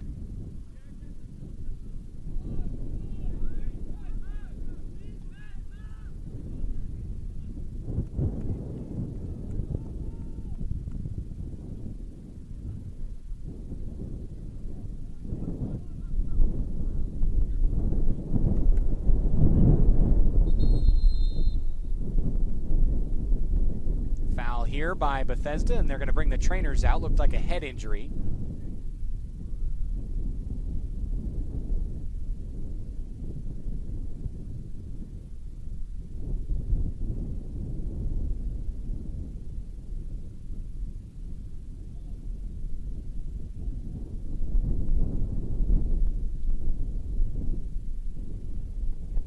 Clock stopped with under 13 to go.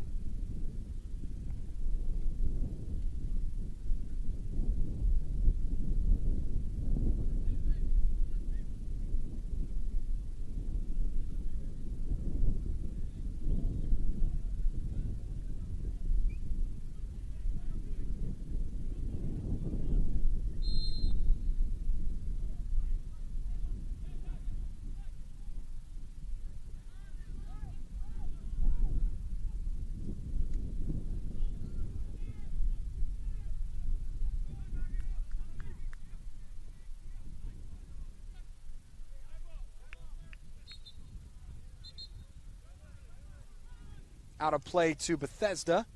They'd like to get something here. Goal differential could mean a lot as they search for a position in the semifinals. It's still possible as the highest rated second place team. Obviously the draw would have been really, really critical. There's a moment here for Enrique Santos, who needs a second to collect himself after taking a shot there. He'll walk that one off. The draw would have been very, very nice for Bethesda. An extra point, even had they finished second in the group, would put them in strong position. Now, they will have to hope that all the higher seeds win and that nobody ends up in second on 4 points. And they'll have to get a positive goal differential. At the moment, they're sitting at +1 on goal differential. The big win over Dallas Christian, you can still only get 4 as a cap on your goal differential for a big win. So the tiebreakers would be a +1 on goal differential should it finish here at 3-0 in the final 11 minutes. And they've conceded 5. There's a Bethel player down here on the near side. That is Ellis Jones, who needs a minute to get himself together. They've conceded 5. It was 2 against Dallas Christian and 3 here today. Those are the 2 top tiebreakers, goal differential and then goals conceded. If it moves to goals scored, again, you can only have it capped at 4 in a single game.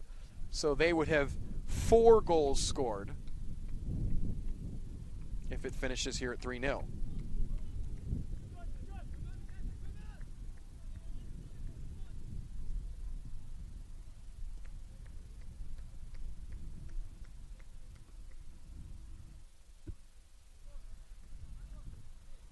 If we take a look at some of the other pools, Pool C will be the next game here on this field, the decider between Campbellsville and Erskine. That game could go either way. The 3-seed Campbellsville and the 4-seed Erskine. Campbellsville actually needs to win in order to move on as the Pool C winner because they have a disadvantage in goal differential.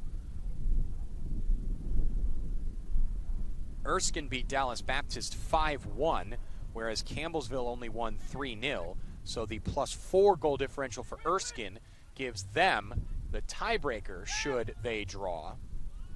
But a draw for those 2 teams would be very bad for Bethesda because that would mean that Campbellsville would be in pole position to get the final semifinal spot with 4 points and would officially eliminate Bethesda from competition. So that's where that stands. Now, Pool B is a little more complicated because Central Christian defeated Carolina and then lost to Grace. So, with Carolina playing Grace, if Carolina wins that game, pulls out an upset victory in its second game as well, then all teams would be on 3 points, and that would be a nightmare to figure out. However, if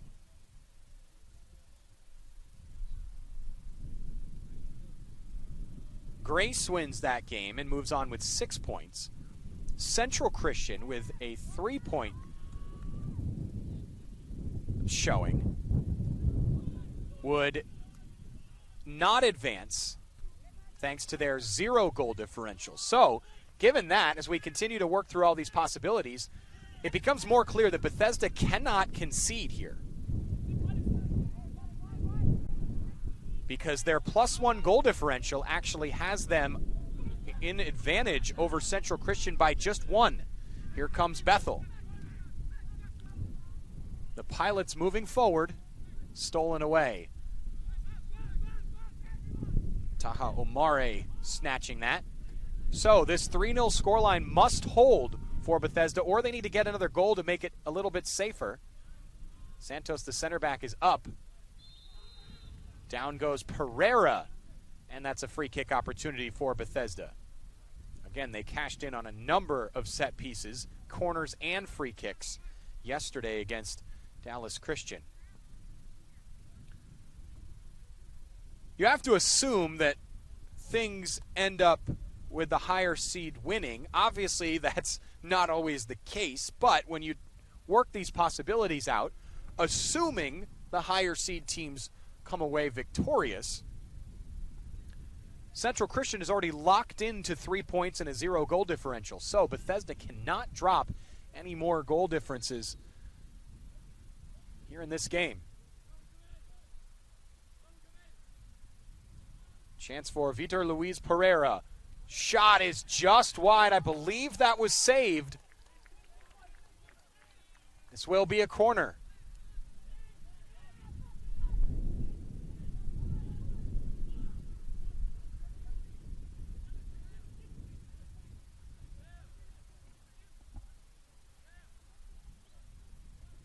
Corner will be taken by Caleb Suarez. Right-footed effort. It's a little short, but does have some height. Pops into the air. Campos is taken down. They say they got the ball, so referee lets it play on. Sent back in by Nunez. Campos is down. He's going to have to get back up here in transition. A lot of speed down the right side. Alamanji has switched to that edge. Into the middle. Shot! Saved! Wonderful save by Grissman. It's an excellent effort by Bresci. Luan Bresci with the shot. Campos is still down on the far side. He's being tended to by Arnaud Fady, the Bethel goalkeeper. 7 minutes to play.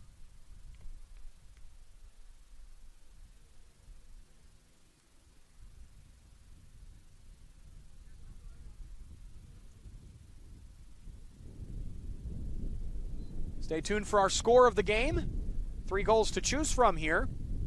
Goals by Owan Alamanji, one by Mateus Santiago, and one by Jose Barquin. We'll show you the best one of the bunch, plus any others that come here in the final 7 minutes once we return, or once we finish things here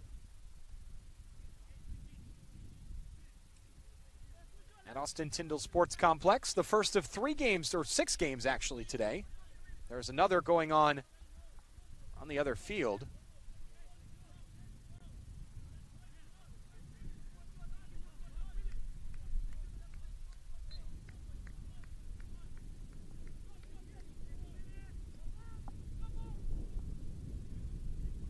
Put it high in the air by Grissman.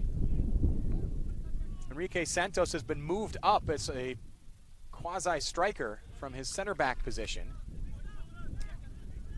Into the game is Lucas Souza as the center back replacement. Santos a large target up there. He picked up 2 goals against Dallas Christian.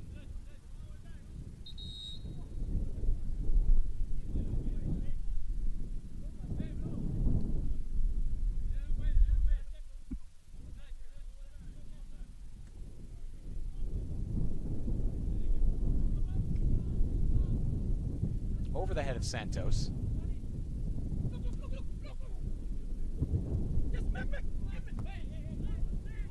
Booted ahead, giving chase is Frasinetti. He was fouled.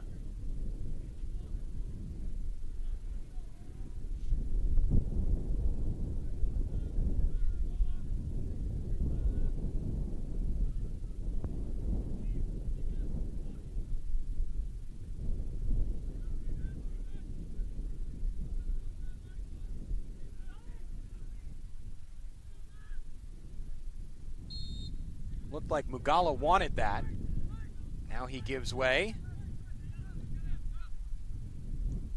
Smith sends it in. It's a low-line drive, and that's dealt with easily by the Bethesda defense. Moving forward, Suarez. Caleb Suarez. He wanted to check it back, didn't have many options. Now has to send it all the way back to the defense, and now it's given away. 2 on 3. They're going to go to the left, and Alamanji all the way to the corner flag. It's too far for him, and the chance is gone.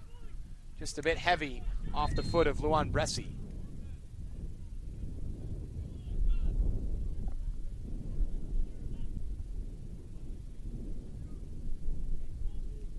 Five minutes to go.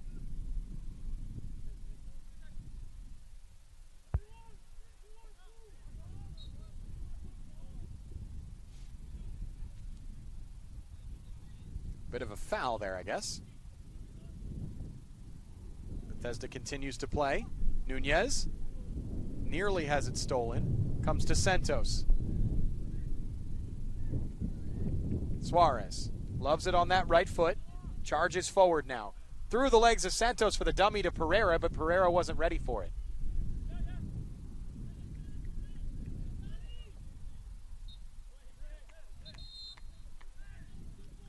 Substitutions for Bethel in the final 4 minutes and 12 seconds.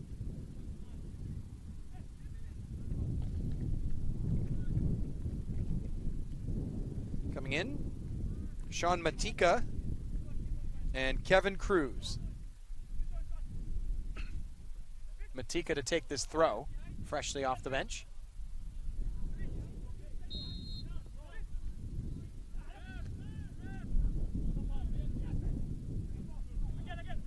Out of play again.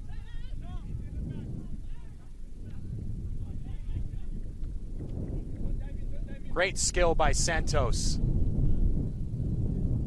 And then it's a little too heavy up the right.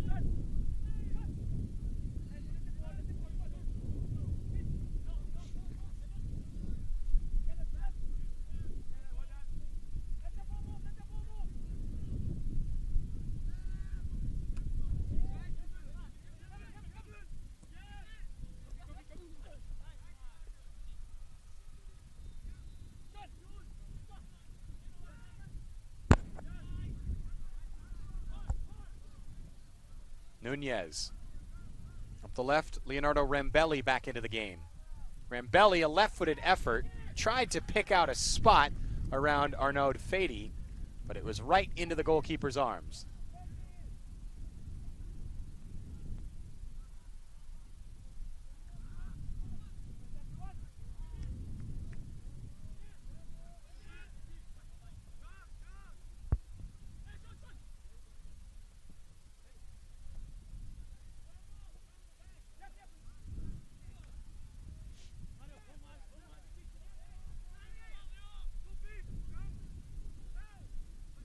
Up the left, Kevin Cruz. Cruz's cross is nowhere near its target.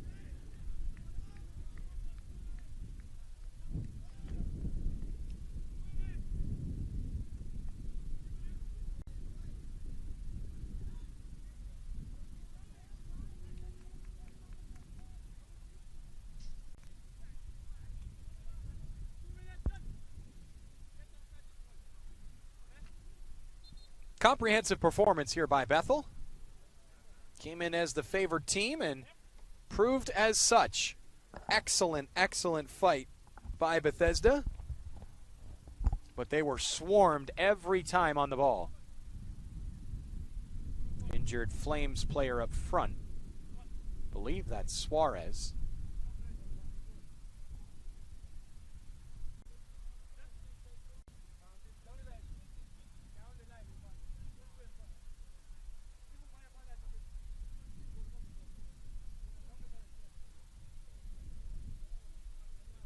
Looks like he may be struggling with a rib problem as well.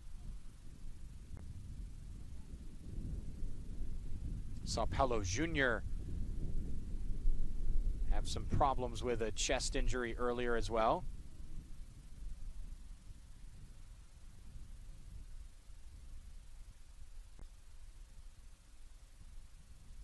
That is Suarez. It's actually more of a back issue, it looks like, is where he's holding his chest.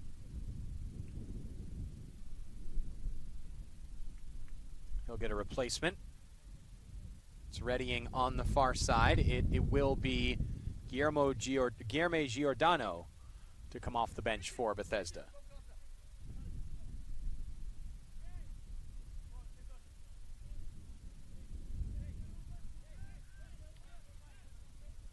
Taha Omare presses forward into midfield, and Giordano goes to center back.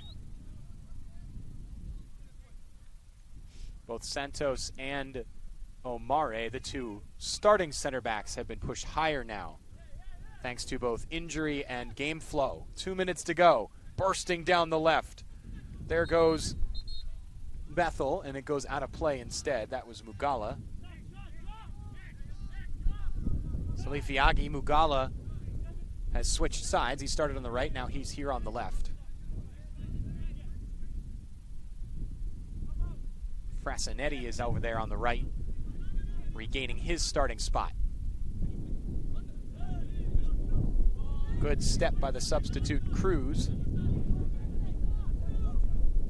Stays with Bethesda. Here's Nunez. Nearly reached its target there in Rambelli. Finally, he does get it. Pereira now. Pereira tried to touch back to Nunez. It's too far. Bethel on the break. Just over a minute to go. Wind picking up again as the clouds begin to cover overhead.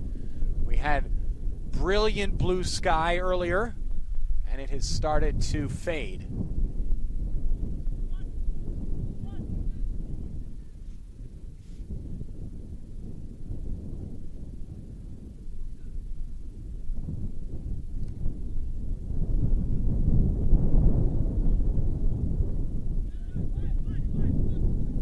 There's Omare. Campos. Up the line, a little too far for Konike. Still able to reach it, though. Puts the ball into the mixer. Headed away. 30 seconds to go. And a foul. Nunez called there. And that will allow Bethel to pretty much run the rest of the clock out, taking this free kick. 10 seconds to go. 3-0 the final score. Bethel moves on to the semifinals, winning Pool A. Bethesda still very much in contention for a spot as the highest ranked second place finisher, but will have to wait for further results.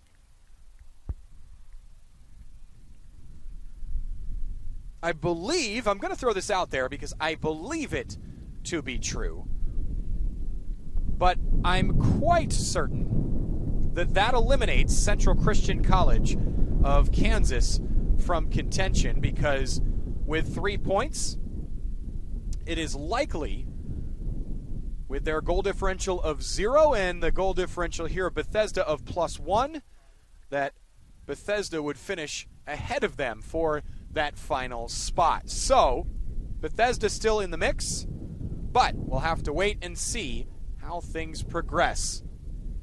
So, Bethel moves on. They have clinched the first semifinal spot here in Pool A. Let's do our score of the game. 3 goals to choose from. Mateus Santiago, though, with the best of the bunch. The second goal of the game that really put this one to bed. Got it from Owan Alamanji. Heavy touch by Santiago when he received the pass, but he was able to then recover and pop it up into the air over the head of the defender and finish into the back of the net. Excellent job by Mateus Santiago. That's our score of the game. SCORE specializes in short-term mission trips. Pair your passion with the opportunity to share the gospel both internationally and domestically by joining SCORE on a short-term mission trip. Visit scoreintl.org/NCCAA to find out more. In about a half an hour, we have the same situation here in Pool C. Campbellsville and Erskine, the 3 seed and the 4 seed, both doing battle for a place in the semifinal. Winner moves on. Loser still has a chance as that highest ranked second place finisher. A draw would put both teams likely into the semifinals. We don't know that for sure, but likely would clinch a spot for both teams, Campbellsville and Erskine. A draw would give Erskine the win in Pool C and Campbellsville 4 points, and in a very, very good position.